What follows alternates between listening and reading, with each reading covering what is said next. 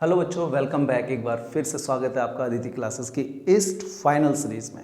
बच्चों, आप लोगों को पता है कि हम लोग फ्रांसीसी क्रांति का आज फाइनल पार्ट कर रहे हैं, जिसमें आप लोगों को अब बहुत ही ज़्यादा अपने माइंड को एक्टिव करके समझने की वाली बात है।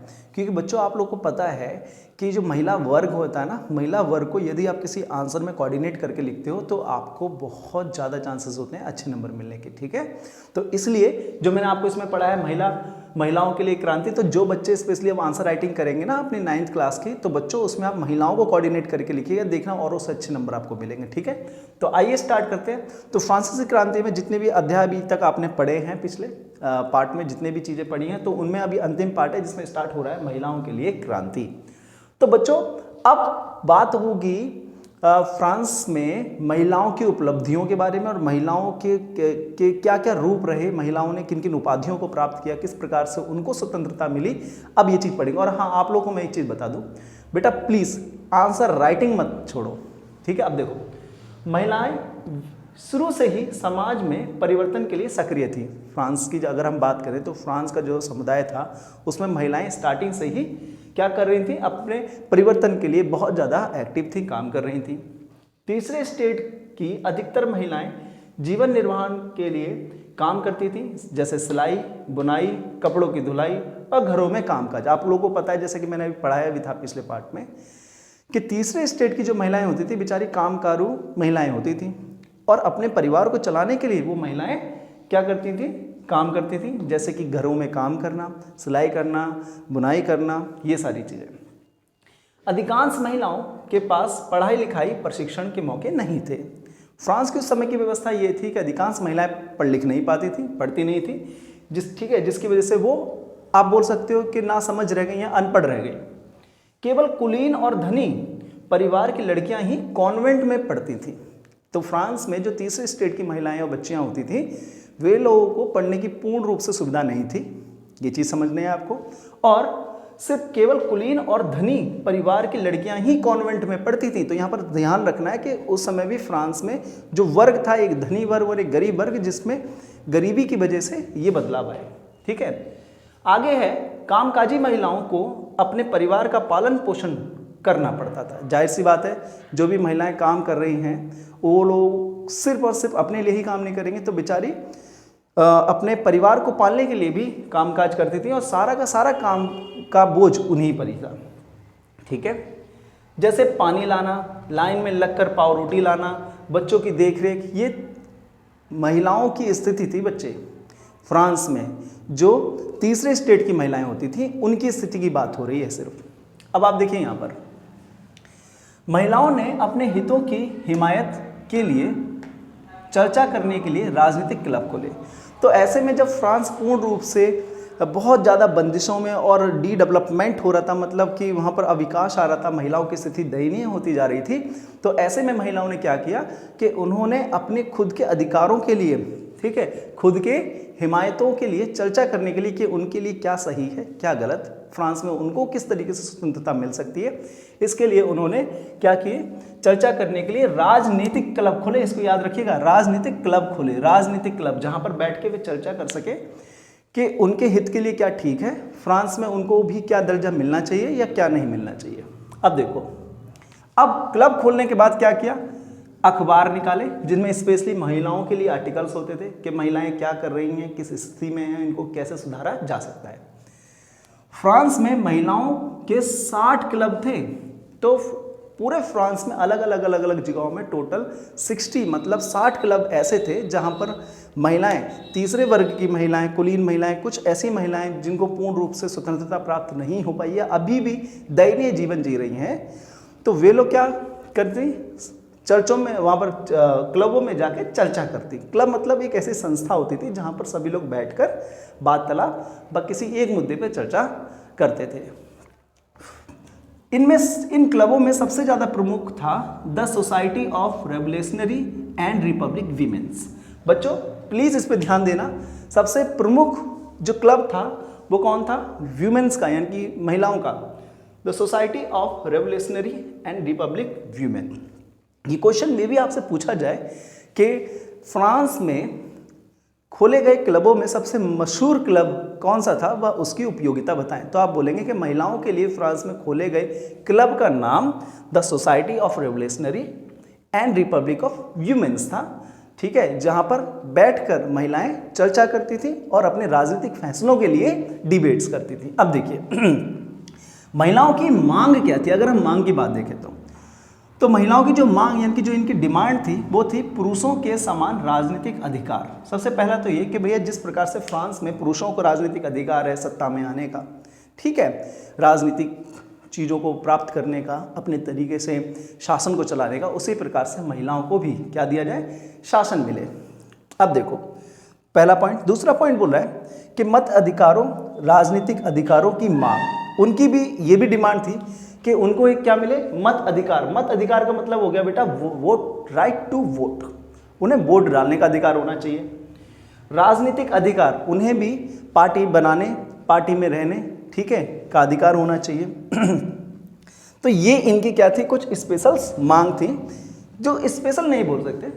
किसी भी समाज में यदि आप महिलाओं को सशक्त करते हैं, स्ट्रॉन्ग करते हैं, तो उस देश की नींव ऑटोमेटिकली मजबूत हो जाती है। फ्रांस की कुछ स्थिति ऐसी थी जिसकी वजह से इन महिलाओं ने आवाज़ उठाई और अब फ्रांस में देखेंगे आप बहुत ज़्यादा डेवलपमेंट है। अब देखिए क्रांतिकारी सरकार ने महिलाओं की मांग मानी। जब क्रांतिकारी सरकार यानी कि एक ऐसी सरकार जो सच में समाज में बदलाव चाहती थी, जब वो जीती तो उन्होंने, क्रांतिकारी सरकार ने क्या किया, महिलाओं की मांग को मान लिया। ठीक है भाई। अब सरकारी स्कूलों के साथ लड़कियों की शिक्षा को अनिवार्य बना दिया और क्रांतिकारी सरकार ने यह प्रावधान निकाला कि सरकारी स्कूल खोले जाएंगे और लड़कियों को पढ़ाना सबसे ज़्यादा अनिवार्य होगा। ठीक है।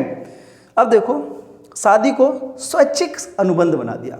शादी को ऐसा नहीं कि ज़बरदस्ती कोई भी किसी से शादी कर सकता है। तो फ्रांस में एक ये भी प्रावधान लागू किया गया कि शादी जो है ना वो स्वैच्छिक अनुबंध में होगी, यानी कि लड़की यदि चाहेगी तो ही शादी की जाएगी, ज़बरदस्ती या किसी भी तरीके से उसके लिए, उसको शादी के लिए प्रेशराइज नहीं किया जाएगा। तो वो स्वैच्छिक अनुबंध कर दिया गया जिससे महिलाओं को एम्पावरमेंट मिली। तलाक को मंजूरी दे दी गई। बेटा फ्रांस में बहुत से ऐसे भी लोग थे जो तलाक को प्रोबल नहीं कर रहे थे। तो ऐसे में फ्रांस की क्रांतिकारी सरकार ने तलाक को मंजूरी दी कि यदि कोई महिला किसी पुरुष के साथ यदि सही से नहीं रह सकती या वो नहीं रहना चाहती है, वो तलाक जैसी चीज़ को यानी कि डिवोर्स जिसे बोलते हैं हम, ठीक है, डिवोर्स ले सकती है। ठीक है, इसको कानूनी रूप प्रावधान दे दिया गया। अब आ जाइए अंतिम बिंदु पे। बच्चों मैं आप लोगों से सिर्फ यही कहूँगा कि आप ना, ये वो मेन पॉइंट है जिनको मैंने ना बड़ी ही बारीकी से एक एक करके निकाला है। आप लोग प्लीज़ इसको पढ़ने के बाद ना थोड़ी सी कोशिश करिएगा एक बार बुक पढ़ने की, और फिर उसके बाद ये पूरा का पूरा चैप्टर ना, जितनी वीडियोस मैंने अभी तक इस पे बनाई हैं, बस एक बार 2x की स्पीड में सुनते जाना। आपका कॉन्सेप्ट फ्रांसीसी क्रांति के लिए पूरा क्लियर हो जाएगा। That's it.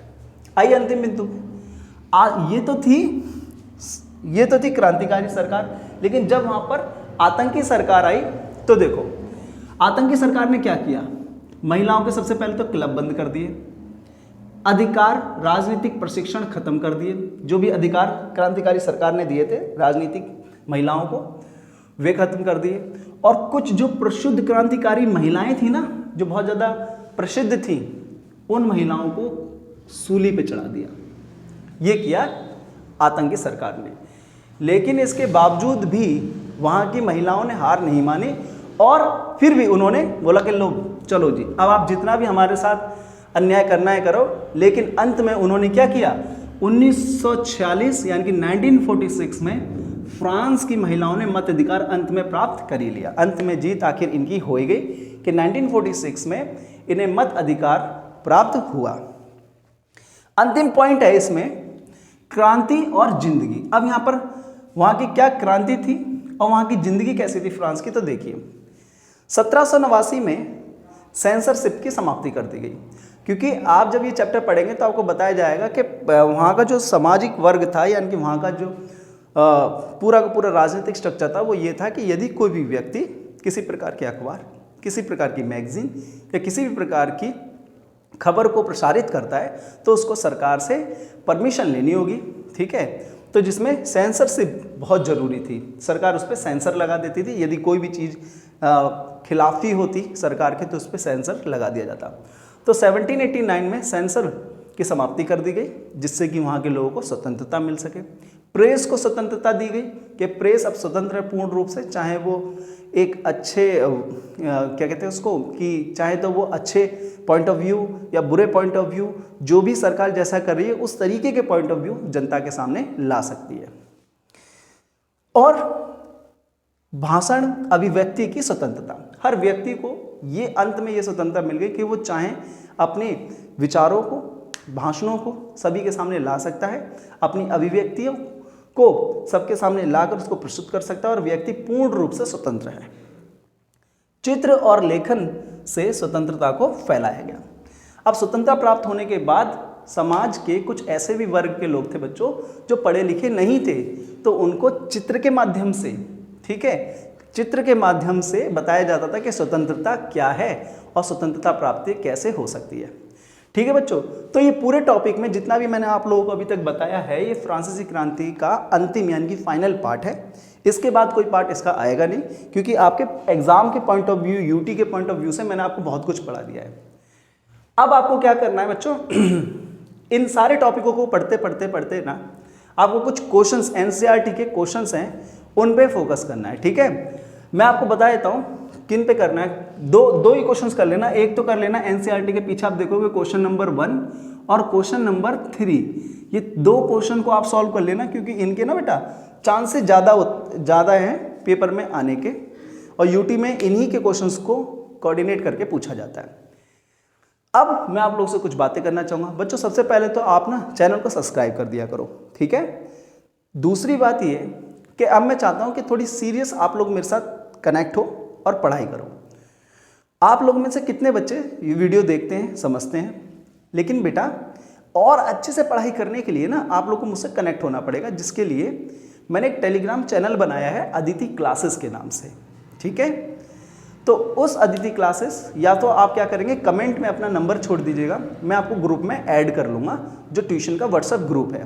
तो जो भी मैं टॉपिक या नोट्स वगैरह बनाऊँगा, ठीक है, जो मैं बच्चों को देता हूँ वो मैं आप तक पहुँचा दूंगा, जिससे आप लोग की पढ़ाई और अच्छी हो सकेगी। ठीक है बच्चों, इसी तरीके से अपना प्यार बना के रखिए, और बहुत जल्दी मैं कुछ बहुत अच्छी क्लासेस लेके आने वाला हूँ, जिसमें आपको पढ़ाई से हटके कुछ और भी सीखने को मिलेगा। ठीक है, इसी तरह पढ़ते रहिए, अपना ध्यान रखिए, माता पिता की बहुत इज्जत रिस्पेक्ट कीजिए, सभी को नमस्ते बोलिए, अपने से बड़े या छोटों को, और बच्चों प्लीज़ बी सेफ। ठीक है, इसी के साथ ये क्लास फिनिश होती है। नमस्ते।